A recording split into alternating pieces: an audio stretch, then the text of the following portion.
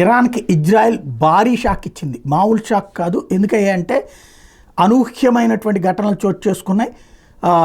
గత కొన్ని రోజుల నుండి అంటే యుద్ధానికి సంబంధించి ప్రిపేర్ అయినటువంటి ఇరాన్కి హెజ్బుల్లా చేత చేస్తున్న అటాక్కి కౌంటర్ అటాక్ ఇవ్వడం ఒక ఎత్తు అయితే, అంటే హెజ్బుల్లాని తుత్తునియలు చేయడం, గంగవేరులు ఎత్తించినటువంటి పరిస్థితి ఒకటైతే, మరొక కీలకమైనటువంటి అంశం ఇప్పుడు చోటు చేసుకుంది. తాజాగా మళ్ళీ యుద్ధం ప్రారంభం కాబోతోందన్నటువంటి సందర్భంలో ఇరాన్కి సంబంధించినటువంటి ఆయిల్ నిల్వల మీదన ఈ తెల్లవారుజామున భారీ అటాక్ జరిగింది.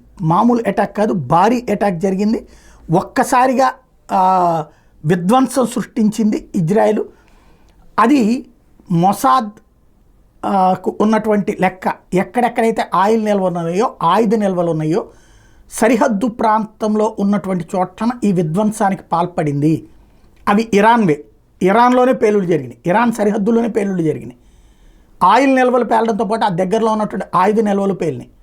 అయితే ఇది ఇజ్రాయెల్ నేనని చెప్పదు, క్రిందటిసారి హనీ అని లేపేసి నాకేం సంబంధం లేదని చెప్పినట్టే ఉంటుంది ఈ కథ కూడా.